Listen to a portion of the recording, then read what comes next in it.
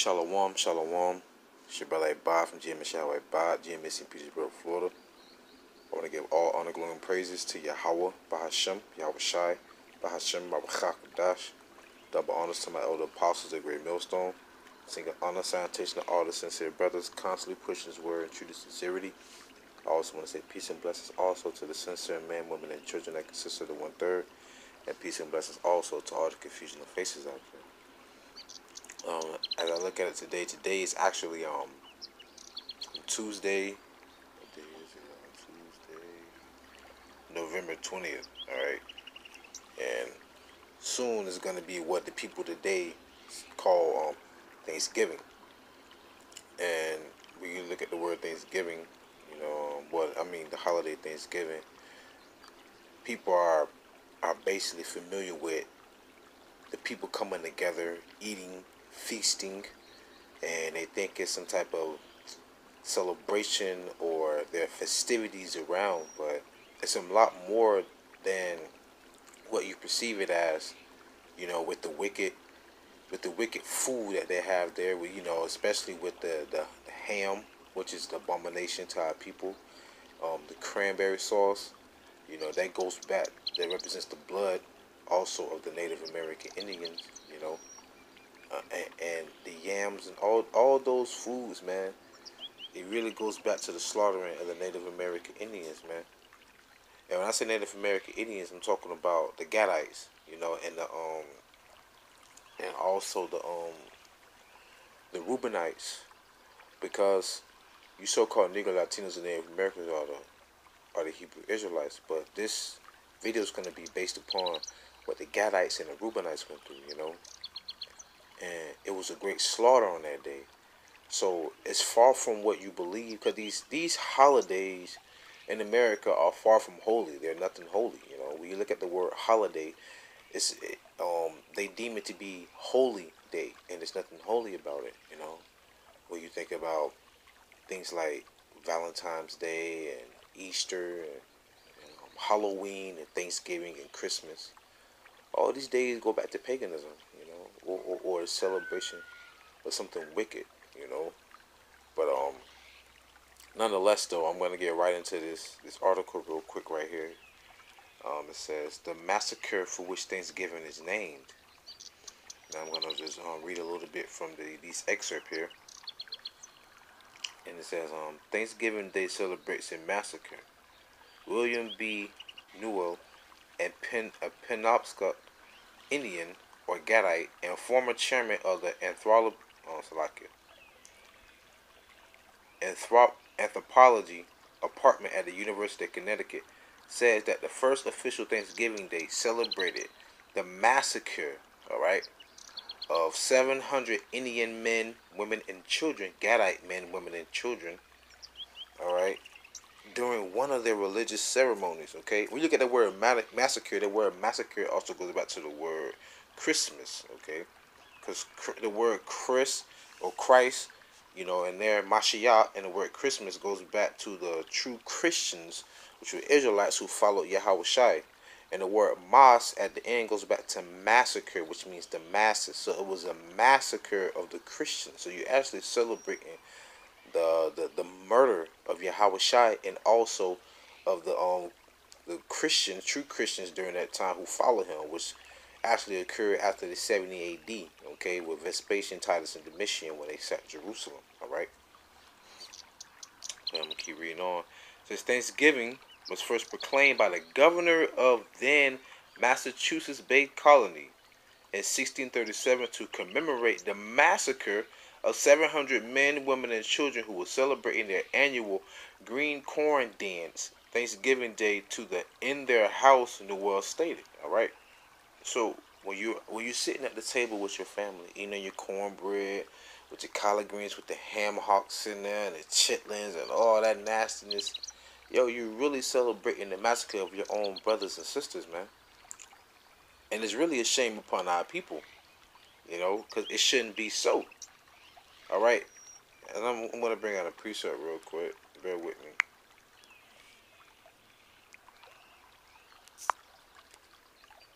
Because the traditions that our people actually celebrate the day. They're actually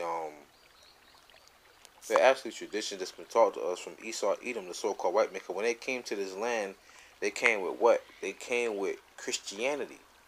All right, and I'm gonna go a little further into that. Who those individuals were who actually implemented this day upon us as we speak right now. Amos 5:21. I hate, despise your feast days. I will not smell in your solemn assembly.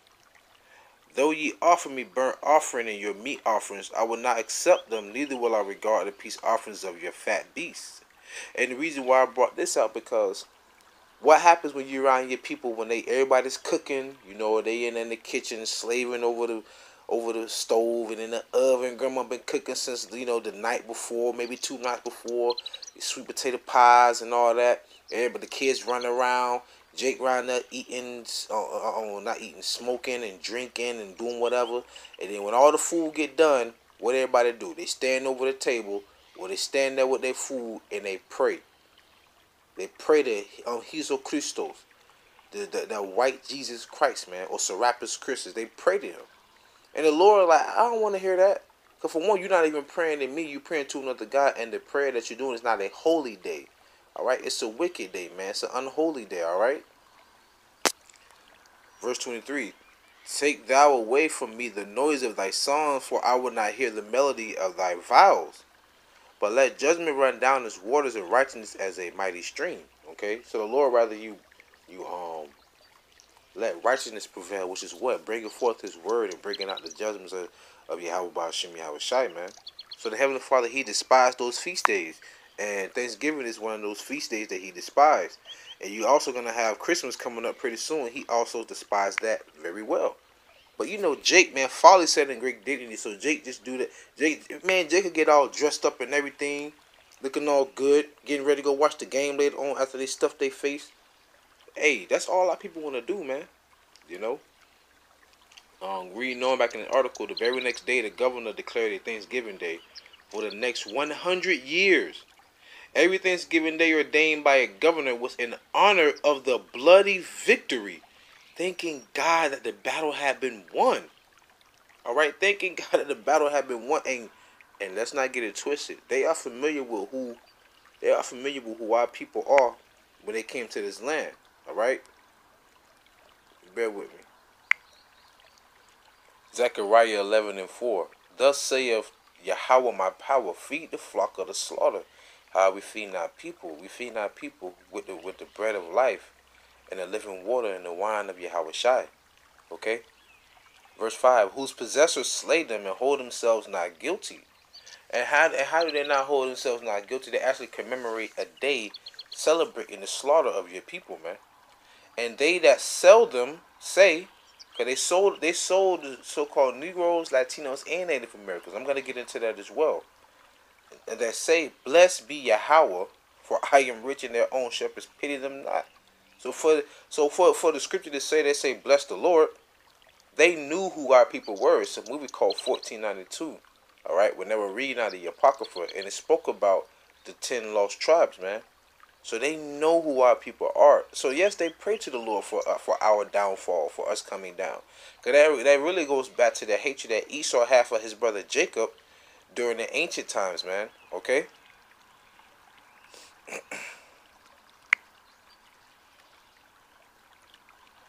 Now this right here comes from the Manitoba American Indian Council. All right? It says the real story of Thanksgiving, introduction for teachers, the Plymouth Thanksgiving story.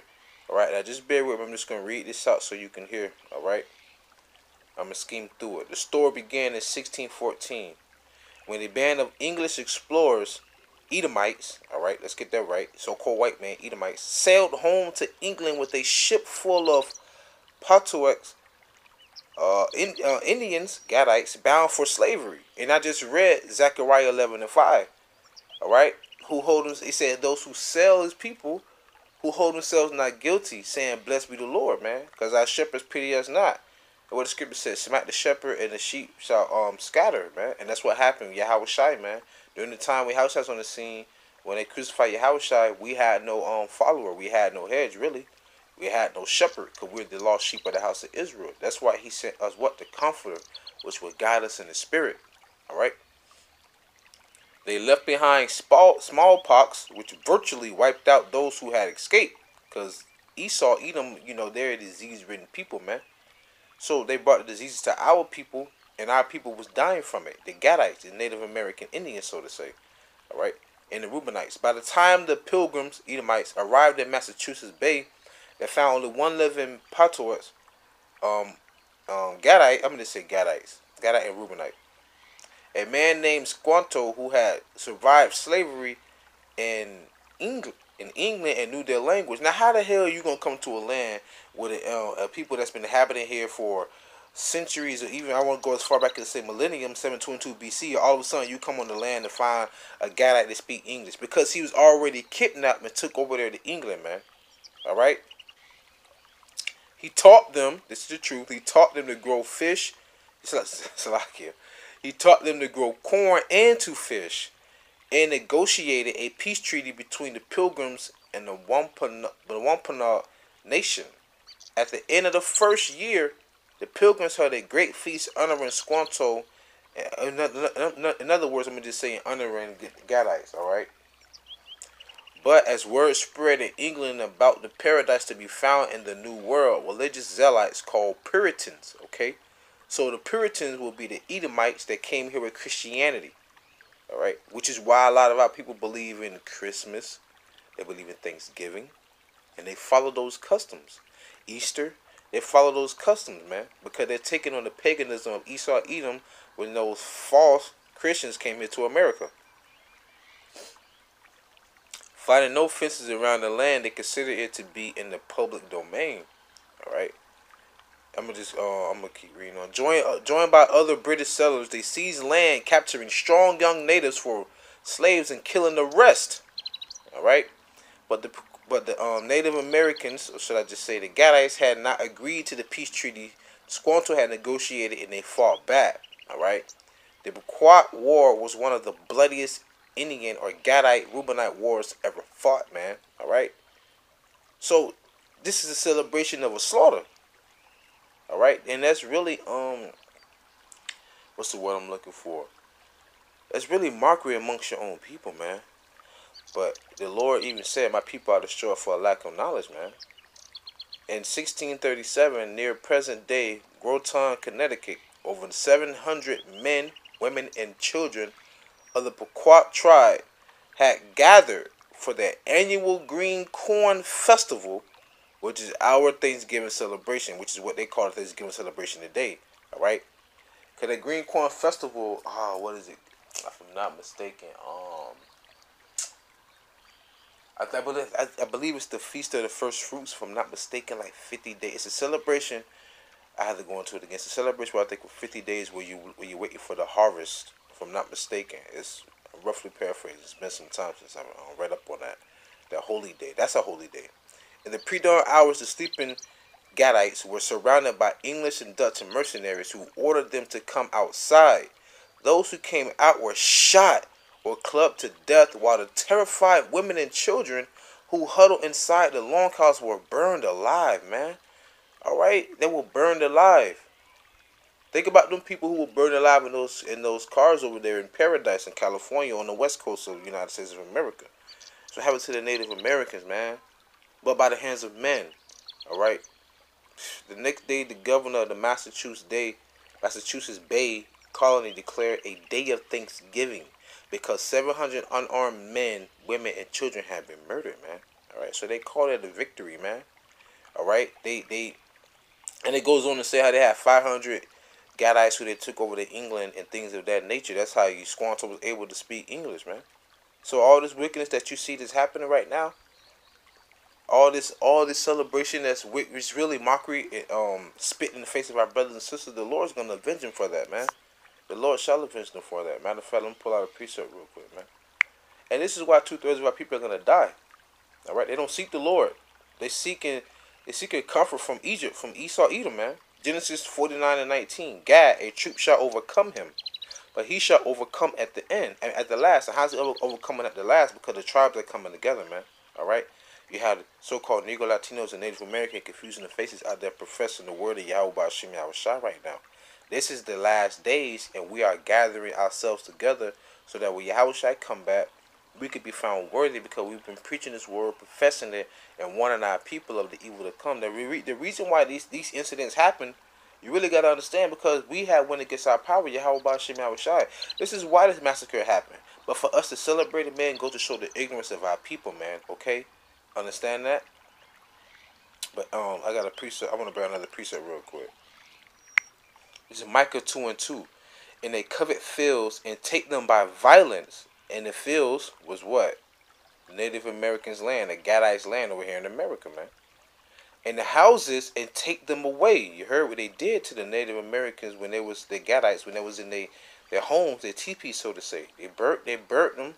They basically put a fire around them, smoked them out, told the men to come out. They clubbed them and shot them to death, and they burned the women and children alive, man.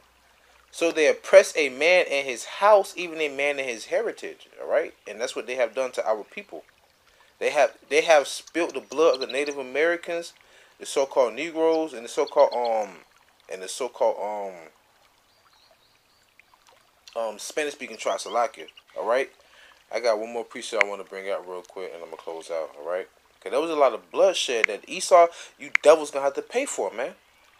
There's no way getting around this. You're gonna have to pay for these ferocious acts of hate that you had against our people, man. Habakkuk 2:12. Woe to him that buildeth a town with blood and establish a city by iniquity. Because that's how America, man, was established, by the slaughtering of our people. So the Lord says destruction to them, woe to them, and we can see and we can feel that vibe from the Lord. These prophecies that come in the past, we can feel it in the spirit. All right. 13. Behold, is it not the Lord of hosts, that the people shall labor in the very fire, and the people shall weary themselves for very vanity, man? So it's gonna be in a day, man, when the Lord is gonna come and bring His destruction upon this place. But until further ado, man, our people need to wake up, because we run out of time. Before it's too late, we need to get right with YAHAWASHI, man. All right. But nonetheless, I pray you edified with this video. I'm going to give all honor, glory, and praise to YAHAWASHI, by Hashem Rechakadash, double on some elder apostles, great millstone. Sing honors to you, brothers. Peace and blessing to the sincere man, woman, church, and sister, the 1/3. Call me Shalom. Wafla Babal. Shalom.